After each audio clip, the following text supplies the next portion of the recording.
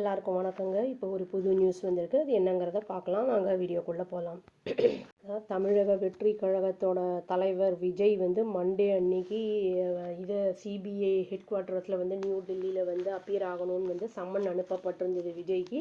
அவரும் போயிருந்திருக்காரு. அங்கே வந்து கொஸ்டின்ஸ் எல்லாம் கேட்டிருக்காங்க. அவர் என்ன சொல்லியிருக்காருன்னா, நான் வந்து ரெஸ்பான்சிபிள் கிடையாது அந்த ஸ்டாம்பேட் நடந்ததுக்கு, 41 பீப்புள் இறந்ததுக்கு அப்படிங்கிற மாதிரி அவர் வந்து சொல்லியிருக்காரு. அந்த கூட்டம் கூடினதில் அந்த இடத்த விட்டு நான் வந்து இமீடியட்டாக வந்து நான் வந்து நகர்ந்ததுக்கு காரணம் வந்து ஃபர்தராக வந்து எந்த ஒரு ட்ராஜடியும் ஆகிடக்கூடாது, அவாய்ட் பண்ணுறதுக்கு தான் நான் வந்து அங்கேருந்து உடனே கிளம்பிட்டேன் அப்படிங்கிற மாதிரி சொல்லியிருக்காரு அப்படின்னு சோர்ஸஸ் சொல்லுது.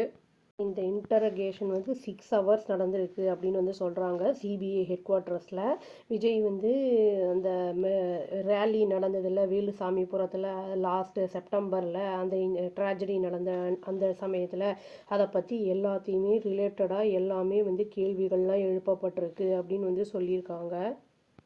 எதெல்லாம் இன்க்ளூட் பண்ணுறாங்கன்னா வந்து ஏன் வந்து அவர் வந்து வர்றதில் டிலே ஆகிருந்திருக்கு அந்த இடத்துக்கு. அப்புறம் வந்து அந்த டிசிஷன் உடனே வந்து அந்த இடம் அந்த ட்ராஜடி ஆகி ரொம்ப வர்சன் ஆயிருந்திருக்கு அந்த இடம். உடனே ஏன் வந்து அந்த இல்லையே கிளம்பணும்னு வந்து டிசிஷன் வந்து எடுத்தார் அவர் அப்படிங்கிற மாதிரி கேள்விகளை வந்து எழுப்பியிருக்காங்க.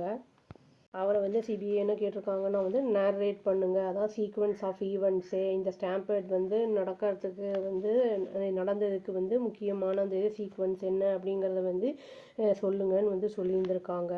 அவர்கிட்ட இந்த கேள்வியும் எழுப்பப்பட்டிருக்கு அப்படின்னு சொல்லியிருக்காங்க. அதாவது வந்து அந்த இடம் வந்து அந்த வென்யூ கன்ஜஸ்டடாக இருக்குது, அந்த இடத்துல வந்து கூட்டம் ரொம்ப கூடும் அப்படிங்கிறது வந்து அவருக்கு தெரியுமா தெரியாதா அப்படிங்கிறத வந்து அந்த கேள்வியும் வந்து கேட்டிருக்காங்க. அவேராக இருந்தா இல்லையான்னு ஏஜென்சி அஃபீஷியல் வந்து இதை வந்து சொல்லியிருக்காங்க.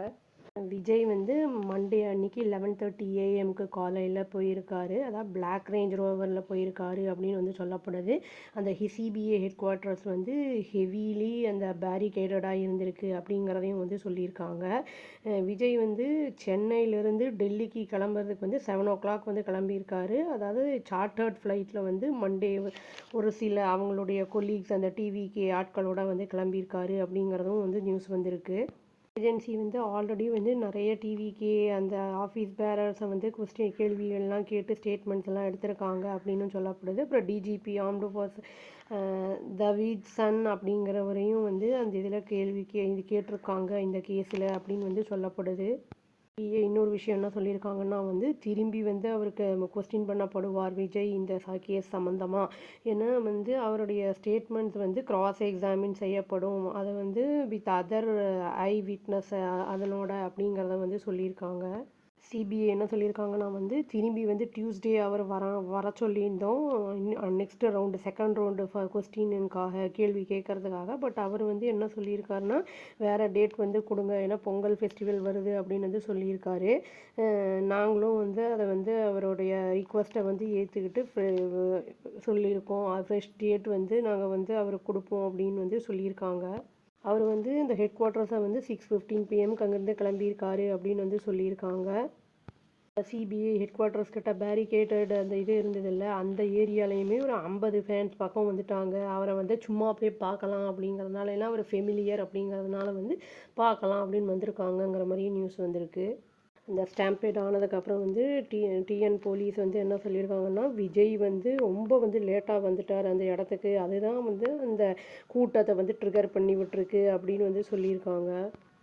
இவர் வந்து 6 hours வந்து லேட்டாக வந்திருந்திருக்காரு. அதனால தான் வந்து வெயிலில் நின்று மக்கள் ரொம்ப டயர்ட் ஆகிட்டாங்க. அதுவும் இல்லாமல் வந்து டீஹைட்ரேட்டும் ஆகிருக்கு அப்படின்னு வந்து சொல்லியிருக்காங்க. ஒரு தண்ணி கூட இல்லை அப்படிங்கிற மாதிரி வந்து பேசியிருக்காங்க.